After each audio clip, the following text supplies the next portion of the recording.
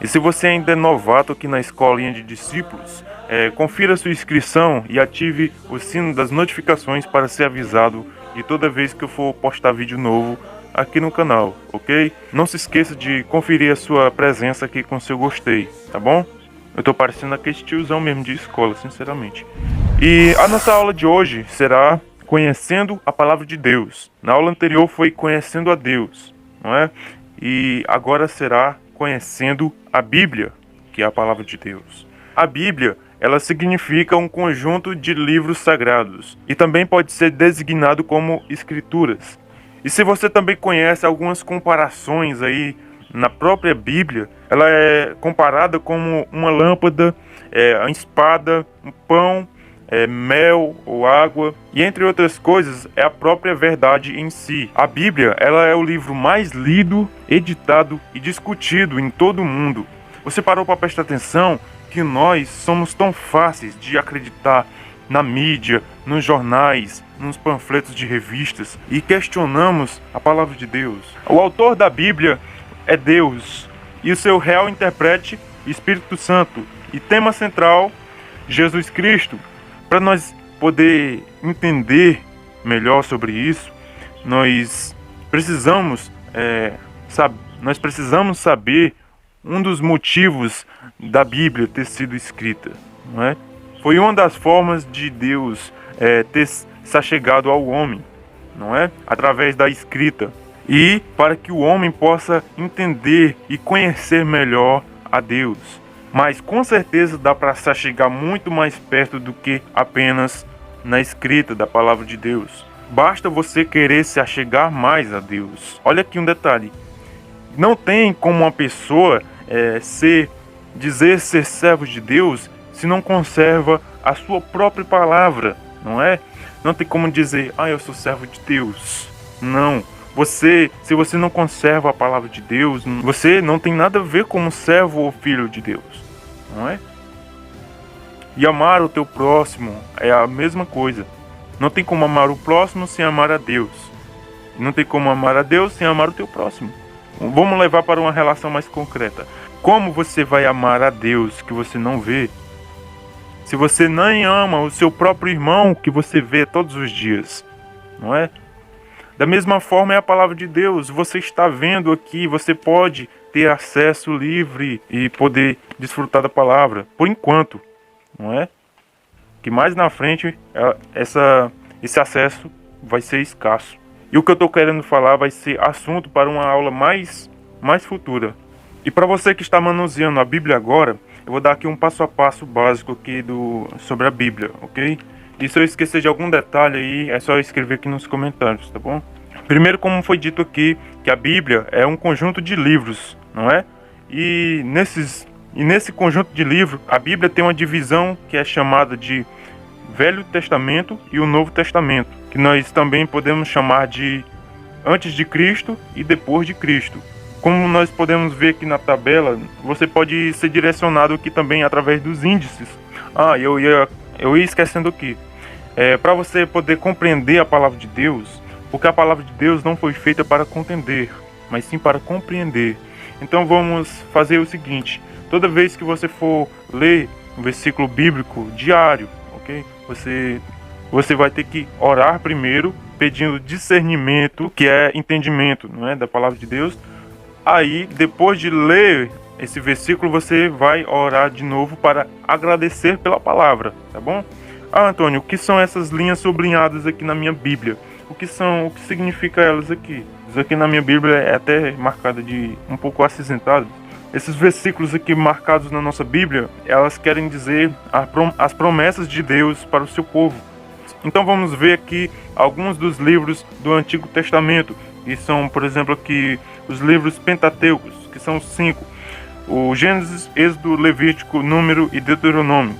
E os livros históricos são 12. São Josué, Juízes, Ruth, 1 Samuel, 1 Reis, 1 Crônicas, Esdras, Neemias e Esther. E os livros poéticos, que são mais 5. Jó, Salmos, Provérbios, Eclesiastes, Cantares. Os livros proféticos, que são divididos aqui em profetas maiores, que são Isaías, Jeremias, Lamentações, Ezequiel, Daniel. Profetas menores, que são mais 12. Oséias, Joel, Amós, Obadias, Jonas, Malaquias, Naum, Abacuque e Sofonias, Ageu, Zacarias e Malaquias. No Novo Testamento, os evangelhos são 4. Mateus, Marcos, Lucas e João. O de histórias são apenas 1.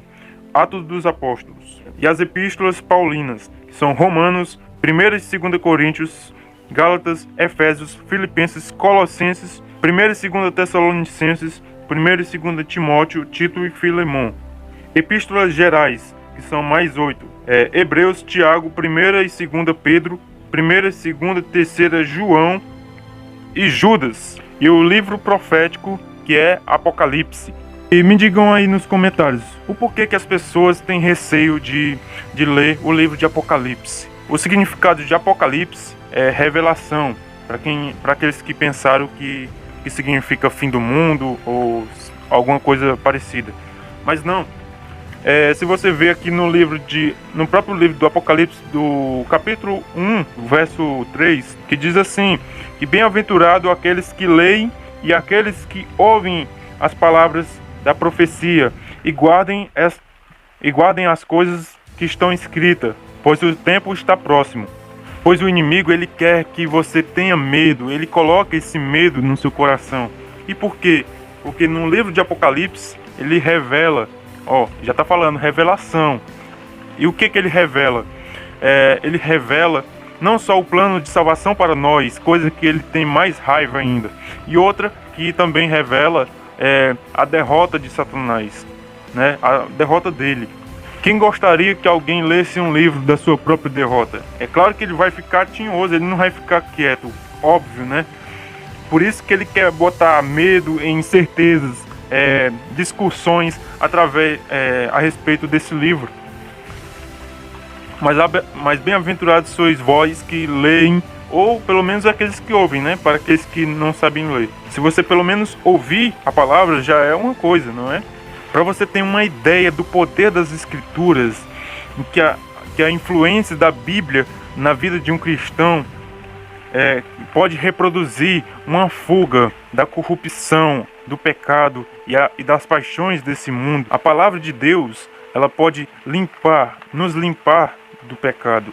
Soa até estranho, não é? Para aqueles que pensaram que a Bíblia foi apenas um simples livro escrito por homens sem nenhuma influência divina.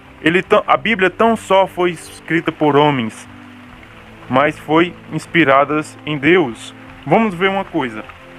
Vamos observar uma coisa. Deus não escolheu pessoas que foram santas sem nenhum tipo de pecado. Não.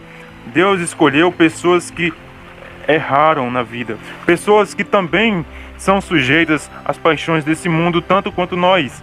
A diferença é que eles foram humildes aos olhos de Deus em cumprir com o chamado de Deus. Só mais uma coisa para encerrar a aula de hoje. Se você quer mesmo ter uma aliança com Deus, você quer realmente ter uma comunhão verdadeira com Deus, você não deve de modo nenhum se conformar com as coisas desse mundo. Por quê? Porque Deus não é Deus deste mundo, Ele é Deus da igreja dele. E quem é a igreja? Aqueles que o buscam em espírito e em verdade. Essa é a igreja gloriosa do Senhor. E são estes que Ele vem buscar no final dos dias. Então essa foi a aula de hoje, espero que vocês tenham, acima de tudo, entendido a palavra. Se você gostou, compartilhe essa aula com os seus amigos, deixe seu like para ajudar no compartilhamento dentro da plataforma do YouTube, tá bom? E não esqueça de ativar o sino das notificações depois que se inscrever, ok? Para vocês saberem toda vez que eu vou postar vídeo novo aqui no YouTube. Só avisando que no próximo domingo o tema da aula será o batismo nas águas, tá bom? Então a paz do Senhor a todos e até a próxima aula. Tchau!